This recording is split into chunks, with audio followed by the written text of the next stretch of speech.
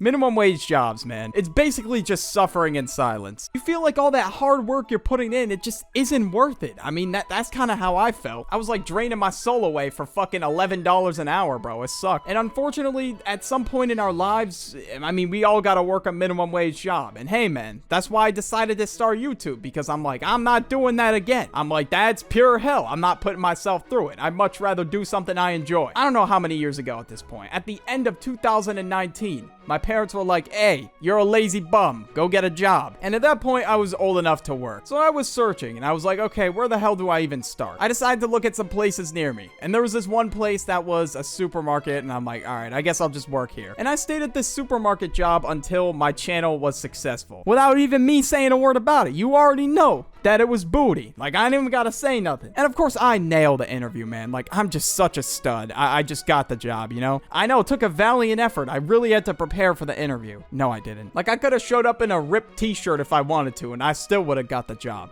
Because they really just needed bodies on the register. Like, it was crazy. And of course, when I started the job, I'm like, you know, this isn't so bad. And I was just like ringing people's groceries, whatever. And I'd have the same NPC beep bop boop conversations, like, I don't know, every now and then. Hey, Sonny, the weather's nice out there, isn't it? And I was just thinking to myself, bro, that's like the 50th time I heard that shit today. Like, come on. I know he's just trying to strike up conversation and be nice, but bro, oh my God, I'm gonna rip my hair out if I hear that shit one more time. But when I started out, man, I was lousy, all right? I was a bum, so I didn't really know how to keep a job. Realistically, I didn't really have much work ethic, so thankfully that kind of put me into shape to be able to run 2 YouTube channels. I would make so many mistakes when I first started, and bro, this one lady was always on my ass. Like, it was insane. Like, I just couldn't catch a break. She would just eyeball me and kind of just look to see if I was doing anything wrong, like 24/7. And I'm like, I already got this booty job. Like, can I just do it in peace at least? Like, come on now. And some of the things that she pointed out were minor mistakes, and I'm like, this isn't gonna matter in like 2 years. Like, why the fuck are you screaming your head off at me about it? Like, this one night I was closing, and closing sucks because everyone and their mom enters the store in like the last 2 minutes, and I was the closing person on the register, of course.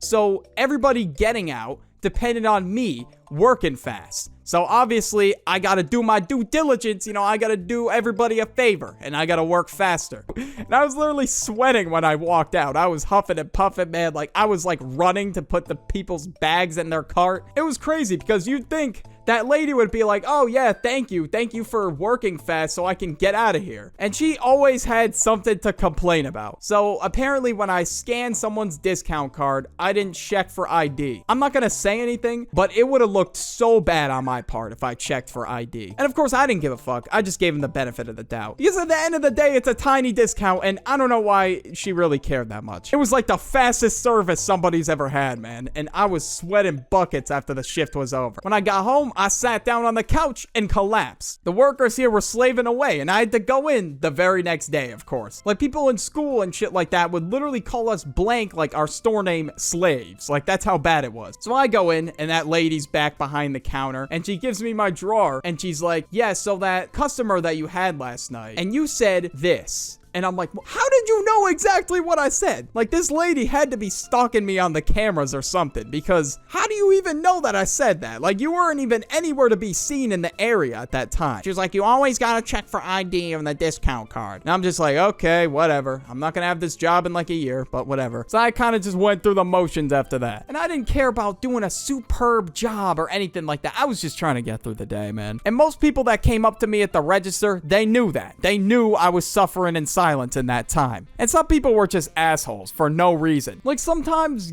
I didn't even speak a word and people would somehow be mad at me. Like, how does that even work? I have no idea. But of course, since I'm just trying to get through the day and I'm going through the motions, I don't really like have the urge to be like the best bagger on planet Earth. This lady came up to me, and when I started bagging her groceries, she started like yelling at me and was like, that is not how you do your job. Do it right. And she was basically instructing me how to do my job. And of course, I was so pissed. Like, you don't know how bad I wanted to chew her out. But I didn't say anything because at that time, I still needed the job. You know how bad I wanted to grab the bread that she bought and just fucking squish it into oblivion, man. And I thought, all right, you know what? The best way to get at her is when she leaves, just be like, have a great day, and just smile teeth and gums. And she just looked at my goofy ass smiling and then just looked back down. And then she like looked angry angry and was like kind of muttering something to herself. And I was like, okay, I knew at this point I got in her head. So I was turning up, doing a little dance in my head like, yes, sir. When people were mean to me, that was my objective, all right? I was just gonna get in their head by being like overly nice. Even though I wanted to flip them off so badly, I held back and I didn't do it. And I know some of you be like, bro, how did you hold back? And honestly, I have no idea. There was this guy that was yelling at me about his goddamn potatoes being $3.99 instead of $4.99. Big dog, it's just $1. Like, I don't know why you care. The world is not gonna end just because your potatoes are an extra dollar. Like, okay, like they're $3.99, not $4.99, sonny. I'm like, okay, bro. Like, is the world collapsing? Is the world about to end? So there was this one weird dude. I gotta say, he's the weirdest guy I've seen in my 2 years working there. He went up to one of my homies at the register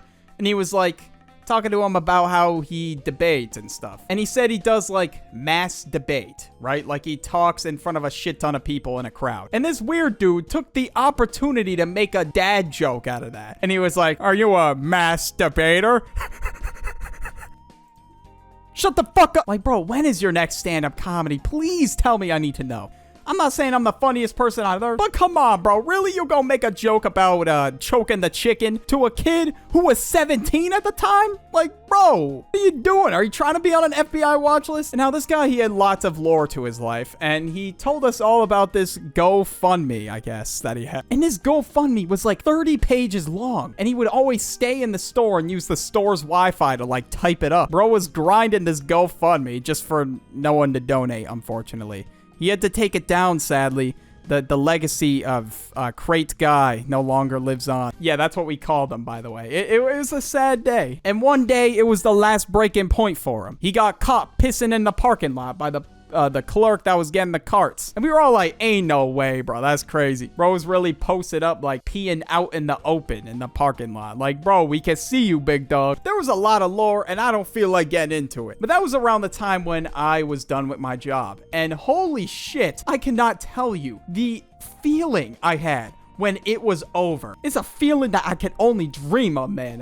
It was crazy. When I handed in that form and I said, goodbye, I'm putting in my 2 weeks. Oh my God, bro. It felt fucking amazing. And I was glad that I was finally able to lock in on YouTube. I didn't have to worry about this shit anymore. And my first channel was starting to pick up. So I'm like, yeah, I'm done. I'm out of here. And when I got in the car that very day, oh my God, there were some classics playing on the radio. I was like turning up. Man, I felt free from the shackles, free from everything, free from and just staring at the wall for 6-7 hours a day. And I felt like the biggest NPC alive being a cashier. And we also had to do a lot of other shit that didn't even involve cashiering, so it truly was just unfortunate. But I sat down on the couch and I felt victory. I truly felt like I won in life. I did it. And a lot of you gotta feel like that when you get out of college. You're free from the shackles of a minimum wage job. For those of you that still have one, I'm praying for you. My prayers go out to you. Watch some videos on the end screen. I'll catch y'all later. Peace.